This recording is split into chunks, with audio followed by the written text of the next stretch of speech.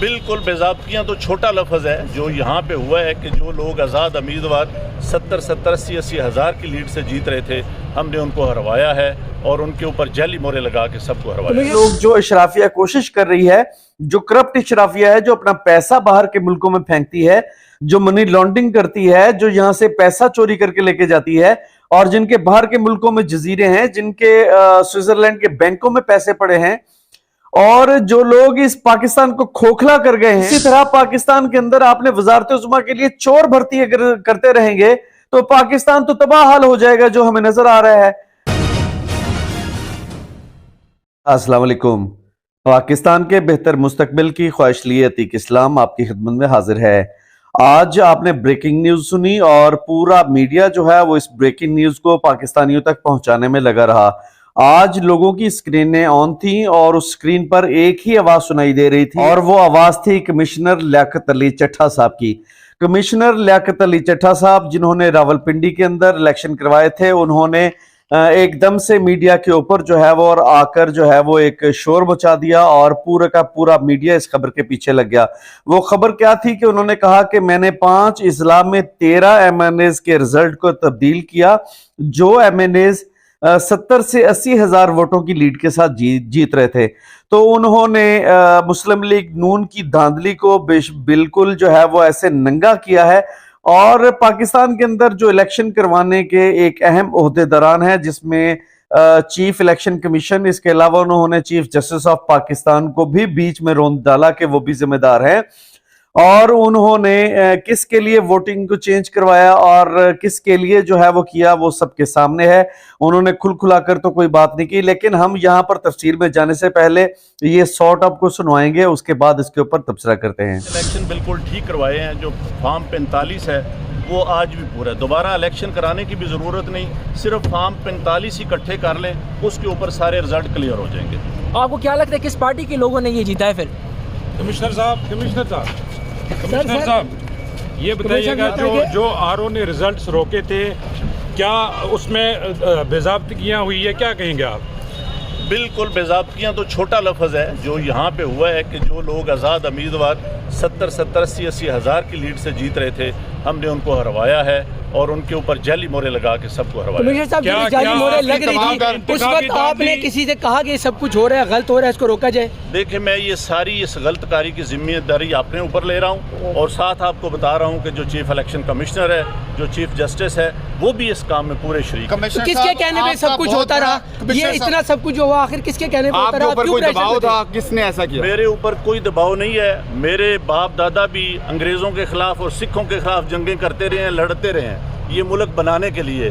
अब मैं इस मुल्क को तोड़ने का हिस्सा नहीं बन सकता। कमिश्नर साहब, आपने रावलपिंडी की बहुत बड़ी खिदमत की है, आपने बड़े बड़े मेगा प्रोजेक्ट में 24 घंटे काम किया है।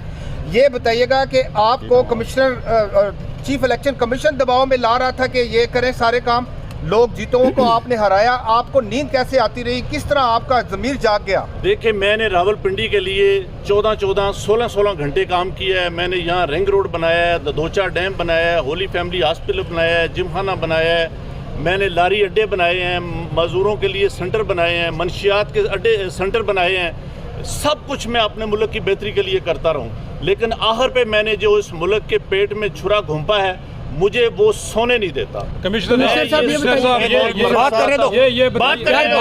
जो मैंने जुल्म किया है, मुझे उसकी सजा मिलनी चाहिए और बाकी भी इस जुल्म में जो लोग शामिल हैं, पुलिस भी शामिल है? सर, उनके नाम बताएंगे जो लोग आपके साथ यहाँ पर थे? सीनियर मीडिया का और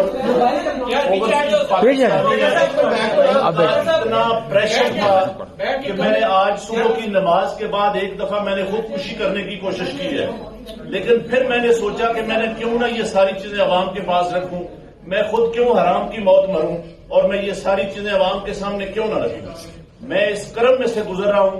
मेरी तमाम ब्यूरोक्रेसी से गुजारिश है कि आपने इन सियासी लोगों के लिए जो मुख्तलिफ शेरवानियां सवा के मिनिस्टर बनने को फिर रहे हैं, इनके लिए कोई गलत काम न करें। हम लोग ये काम बर्दाश्त। Welcome back. अच्छा, इसमें जो चीदा पॉइंट थे वो ये थे कि आरओ ने, पहले तो सवाल पूछा गया कि आरओ ने जो रिजल्ट रोके थे उसमें बेज़ाब्तियां हुई हैं, तो उन्होंने कहा कि जी बेज़ाब्तियां जो है वो छोटा लफ्ज है, यानी कि इस धांधली को, इस बेज़ाब्तगियों को छोटा लफ्ज कहा गया है। उन्होंने कहा जी 70 से 80 हजार वोट जो है वो उस लीड से ये सारे लोग जीत रहे थे, तो फिर 70 से 80 हजार वोटों के ऊपर हमने ठप्पा लगाया और ठप्पा लगा के जो हार रहे थे कैंडिडेट उनको हमने जितवा दिया। उसके बाद जो अहम पॉइंट उन्होंने डिस्कस किया, उन्होंने कहा कि उस वक्त आपने किसी को कहा कि ये जो हो रहा है गलत हो रहा है, यानी सवाल पूछने वाले ने सवाल पूछा कि उस वक्त आपने किसी को कहा कि ये जो कुछ हो रहा है गलत हो रहा है, इसको रोका जाए।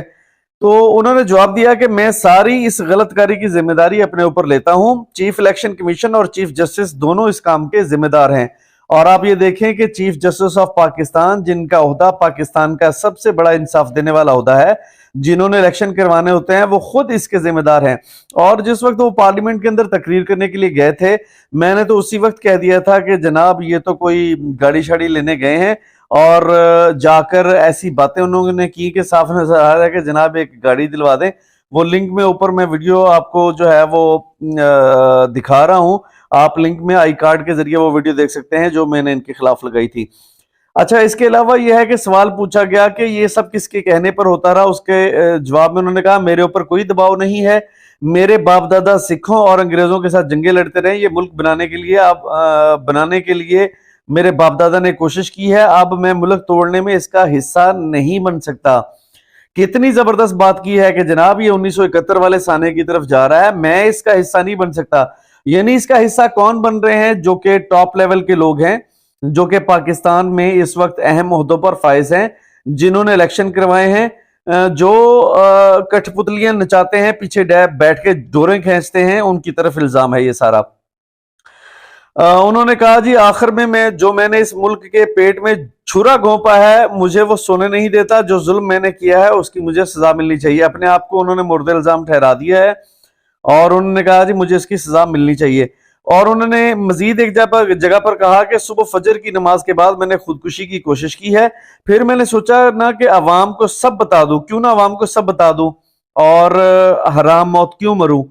तो ये उन्होंने जो जनाब बात की है और 5 अजला में 13 MNAs के उन्होंने रिजल्ट को चेंज किया। उन्होंने कहा जी पूरे पाकिस्तान में इलेक्शन इसी तरह हुआ है।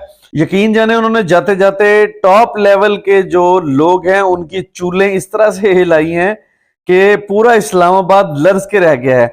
अब देखना यह है कि आने वाले दिनों में क्या होता है। यहाँ पर इमरान खान साहब की वो बात सादर आती है, उन्होंने कहा जी अल्लाह अल हक है, सच आकर रहेगा और झूठ जो है वो दफन होकर रहेगा। वो हमेशा ये बात करते रहे हैं और आज उनके जो सबसे पहले तो मौलाना फजलुर रहमान साहब ने उनकी गवाही बनकर वो सामने आए और गवाही दी। इसके बाद जनाब उनकी गवाही क्या थी कि जनाब जो रजीम चेंज हुआ है वो जनरल बाजवा ने करवाया है। उसके बाद कमिश्नर लियाकत अली चट्ठा साहब मंजर आम पर आए हैं, उन्होंने तो बिल्कुल ही वाट लगा दी है इस सारे निजाम की।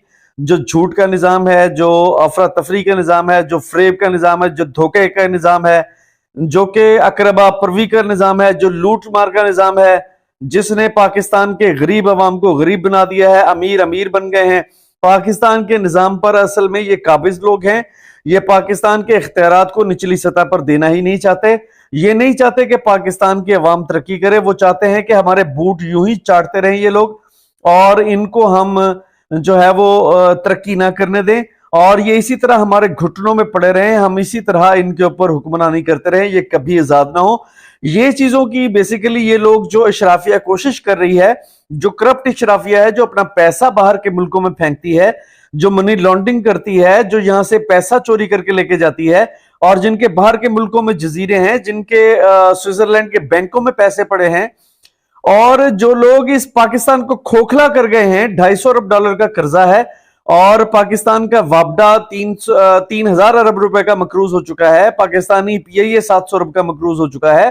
पाकिस्तान के तमाम इदारे मकरूज हैं, लेकिन उनकी अपनी मिलें, उनकी अपनी स्टील मिल फायदे में है, पाकिस्तान की स्टील मिल खसारे में है।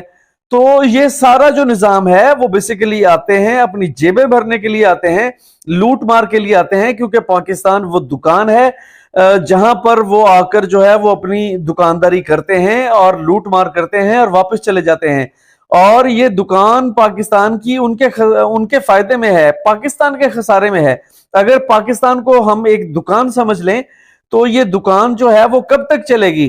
جب تک اس میں لوٹ مار، دیکھیں آپ کا ایک کاروبار ہے، اس کاروبار کے اندر آپ بیٹھے ہوئے ہیں، اگر کوئی ملازم آپ نے چور بھرتی کر لیا ہے، اگر کوئی نوکر آپ نے چور بھرتی کر لیا ہے تو وہ دکان تو تباہ ہو جائے گی۔ تو اسی طرح پاکستان کے اندر آپ نے وزارت عظمیٰ کے لیے چور بھرتی اگر کرتے رہیں گے تو پاکستان تو تباہ حال ہو جائے گا، جو ہمیں نظر آ رہا ہے۔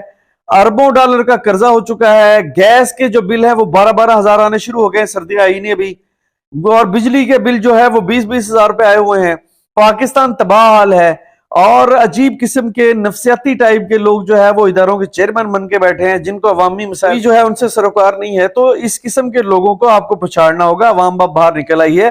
آج پی ٹی آئی کے لوگوں نے اسلام آباد میں احتجاج کیا ہے، عمران خان نے احتجاج کی کال دی تھی۔ آج پاکستان تحریک انصاف کا جو ایک بہت بڑا مجمع، اس نے اسلام آباد میں آج جو ہے وہ احتجاج کیا ہے، اور اسلام آباد میں ہر طرف روڈز پر جو ہے وہ ہمیں افراتفری نظر آئی ہے۔ لیکن ایک بات یہ ہے کہ جو ٹاپ لیول کے لوگ ہیں، جو طاقتور لوگ ہیں، وہ پریشان آج کی سچویشن سے بہت زیادہ ہیں، کیونکہ ایک تو ان کی پریشانی اس بات سے تھی کہ جناب جو مولانا فضل الرحمان صاحب ہیں، وہ انہوں نے پنڈورا باکس کھول دیا ہے، اس سے وہ کمزور ہو گئے ہیں، اور دوسرا پنڈورا باکس جو ہے وہ لیاقت علی چٹھا صاحب نے کچا چٹھا کھول کے کر دیا ہے۔ تو یہ ساری سچویشن طاقتور لوگوں کے خلاف جا رہی ہے۔ اب وہ یہ دیکھ رہے ہیں کہ جناب آئے دن جو ہے وہ آرٹیکل 6 جو ہے وہ ہمارے اوپر لگنے والے کام ہو رہے ہیں، یعنی ایسے انکشافات لوگ کر رہے ہیں جس سے آرٹیکل 6 ہمارے اوپر لگ سکتا ہے۔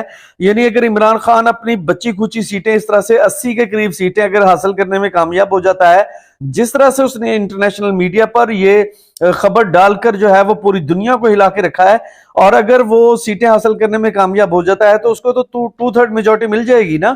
وہ آئین چینج کرے گا اور ان سارے کرپٹ لوگوں کو سزا دے گا، جس میں طاقتور لوگ بھی ہو سکتے ہیں۔ اگر وہ سزائے موت ان لوگوں کو دے گا، اصل میں پھندا ان کو اپنے گلے کے پاس نظر آ رہا ہے، اور اگر پھندا ان کو اپنے گلے کے پاس نظر آ رہا ہے تو میرا خیال ہے کہ یہ صحیح رو رہے ہیں، اور صحیح جو ہے وہ دکھڑا ہمیں روتے ہوئے نظر آ رہے ہیں۔ یہ لوگ پریشان ہیں، اندر سے ان کی جو پیمپر ہے وہ لیک ہو چکی ہے، اور لیک پیمپر پورے پاکستان کو نظر آ رہی ہے۔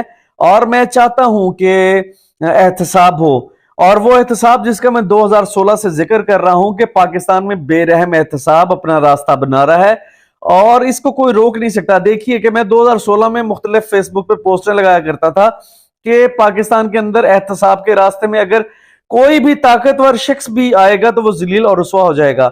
میرا خیال ہے کہ میرے آڈینس کو میری وہ پوسٹیں اچھی طرح یاد ہوں گی کہ پاکستان کے اندر احتساب اور بے رحم احتساب کی جو میں بات کرتا تھا، اور یہ کہتا تھا کہ یہ احتساب کے راستے میں کوئی بھی رکاوٹ بن جائے، اس کا تعلق کسی بھی محکمے سے ہو، وہ ذلیل اور خوار ہوگا، کیونکہ پاکستان کے اندر اللہ پاک نے ایک نظام جو ہے وہ لے کے آنا ہے، کیونکہ یہاں سے احتساب چلے گا پاکستان بہتر ہوگا۔